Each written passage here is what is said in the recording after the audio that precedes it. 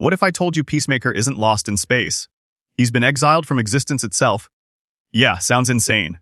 But wait till you hear this. Because the place where he's trapped, Salvation, might not just be another prison planet. It could be the graveyard of gods, the last battlefield of Darkseid himself. And here's the real kicker. This place wasn't built to contain villains. It was built to create soldiers. So what if Peacemaker didn't just stumble into Salvation? What if he was chosen to go there? Chosen for a purpose even he doesn't understand yet. Let's rewind. Ever since the quantum unfolding chamber, the Q, appeared in Peacemaker Season 2, fans have been trying to figure out what the hell it really is. Some said it was a multiversal doorway. Others thought it was alien tech left behind by Kryptonians. But what if it's something even more terrifying? What if the Q isn't a door? It's a funnel. A cosmic drain sucking unwanted metahumans into one place. The same place Darkseid used to train his army. That's right. Salvation. Now, in the comics, Salvation was supposed to be a second chance for villains. An isolated Earth-like world where the worst of the worst could rot in peace. But here's the forbidden truth: DC never told you Salvation wasn't real. It was a simulation built by Darkseid's general, Darkseid, as a training ground for his parademons. Think about that. Every scream, every fight, every sunrise on that planet, scripted by the enemy of life itself. And Peacemaker, he's standing right in the middle of it. The man who kills for peace, trapped in a world built by the god of control. Tell me that's not poetic punishment. You remember that scene? The look on Peacemaker's face when he realizes he's not alone. That wasn't confusion. That was fear. Fear of what kind of company he's keeping. Because if Lex Luthor's note to Flag Sr. is right, this reality looks promising. Then he already knows who's out there. And Lex doesn't explore, promising, worlds for vacation spots. He explores them for weapons. So maybe Salvation isn't a prison. Maybe it's an arsenal. And the most dangerous weapon in that arsenal might be Peacemaker himself. Here's where it gets darker. Remember Ultraman, the twisted Superman clone that got pulled into that black hole in Superman Legacy? That same black hole reappears in Peacemaker's episode. Exactly the same visuals, same pulse, same collapse pattern. Coincidence? No chance. Lex Luthor wrote to Flag calling that Reality 28, a world of mechanical Justice Leaguers battling monsters after an apocalypse. But look closer. The portal's energy signature matches the quantum chambers. That means these aren't separate experiments, they're connected. Lex is mapping the multiversal drain. And where does every portal lead? Right into Salvation, the place where all unwanted heroes, clones, and gods are being gathered. Now ask yourself, gathered by who? You think Amanda Waller's behind it? Please. Waller's ruthless, but she's not cosmic. Flag Sr.'s smart, but he's a soldier, not a multiverse engineer. No. The only being who could manipulate the Q, the only one who'd want an army of both villains and heroes is Darkseid. And before anyone says, oh, that's too early for the DCU to bring him in, remember, James Gunn plays the long game. He's planting seeds, not giving away the garden. Salvation might be Darkseid's prototype, his anti-life playground, where free will dies quietly, one illusion at a time. What's scarier than dying? Being alive in a world where your choices don't matter. And that's exactly what Salvation is, Darkseid's masterpiece. So here's my theory: Peacemaker isn't supposed to escape.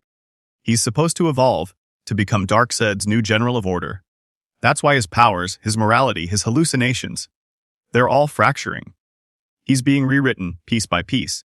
And if you think that's impossible, remember the anti-life equation doesn't just erase freedom, it rewires the soul. Imagine Peacemaker, the man who once killed for peace, now preaching Darkseid's peace. Obey or die. That's the kind of twisted irony James Gunn lives for. I know what you're thinking. Dude, Peacemaker's just a guy with a toilet seat helmet? Chill. But here's the thing. That's what makes it terrifying. Because when the everyman becomes a symbol of control, that's when humanity loses. Peacemaker's journey isn't about redemption anymore. It's about possession. And we're about to find out who's really pulling the strings. Waller, Lex, or the god who believes life itself is a disease. By the way, if you're deep into these hidden DC connections, subscribe to the channel. Not for me, but because the next phase of the DCU is about to explode, and when it does, you'll already be 10 steps ahead of everyone else. Because Peacemaker isn't alone on Salvation. He's surrounded by ghosts, not of people, but of realities. We've got echoes of Earth 28, fragments of zombie Earth, and somewhere in the shadows, someone's watching. A figure in armor. A commander who doesn't speak, just observes. When he finally moves, we'll know one thing for sure: salvation isn't the end. It's the beginning of Darkseid's invasion. And the worst part, it's already started. Peacemaker isn't alone on salvation. He's just one of many, but most don't even know they're trapped. They think it's a second chance. A new beginning. They don't realize it's Lex Luthor's experiment in godhood. And if you've been following the clues James Gunn left scattered across the Suicide Squad, Peacemaker, and those Blink and miss shots and creature commandos, it all connects here. Because salvation didn't just appear, it was commissioned. Waller had the access. Lex had the tech. And together, they did what no government or alien ever dared. They played God. It started with the ARGUS expansion program, files labeled Q Protocol, supposedly to contain meta threats that even Task Force X couldn't handle. But the classified reports show something else. Selective displacement testing. Translation: they weren't locking people up anymore. They were removing them from reality, out of sight, out of existence. And guess who the first test subjects were? The creature commandos.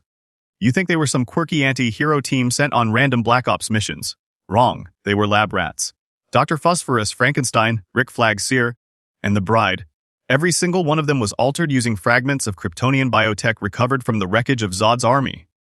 Waller wanted to weaponize immortality. Lex wanted to map its limits. So they created the Protocol, using wormhole signatures tied to apocalyptic energy readings from the Snyder timeline. And that's where everything went wrong. The first wormhole didn't lead to deep space. It led to salvation, a world that shouldn't exist. Because it wasn't born, it was remembered. See, salvation isn't a planet. It's the physical manifestation of Apocalypse memory, a digital scar left after the destruction of the old universe. And Peacemaker, he's walking on the corpse of reality itself. Every step he takes, every creature he meets, they're echoes. Fragments of soldiers, gods, and ghosts who fought for Darkseid. Some don't even know they're dead. They just repeat their purpose, like broken code. And if you notice that glitching effect in the last frame, the one where Peacemaker's shadow moves before he does, that's not animation. That's foreshadowing. Because salvation isn't holding Peacemaker. It's copying him. That's why Waller's transmission flickers between two versions of her face. One alive, one metallic. She's not talking to him through a signal. She's talking to his clone. Meanwhile, back on Earth, Lex is smiling. Because while Waller thinks she's controlling Peacemaker's mission, Lex knows he's controlling her. Every mission, every containment. It's feeding Lex data. He's mapping the multiverse through Waller's own operations. Remember that hologram in the post-credit scene of Creature Commandos? The red lattice structure. That's not random art direction. That's a multiversal energy map. Each node represents a dead reality, and salvation glows brightest at the center. Meaning it's not the first, it's the anchor. You ever wonder why Lex Luthor never stays dead? Why every version of him somehow survives no matter what happens to his world? Because he doesn't exist in just one universe anymore. He's become an observer, a constant, a man who believes the multiverse isn't chaos, it's his destiny. And if the rumors about Project Omnigen are true, then Lex might already be on the verge of ascending beyond mortality, using Peacemaker's reality as his proving ground. That's not ambition anymore. That's blasphemy.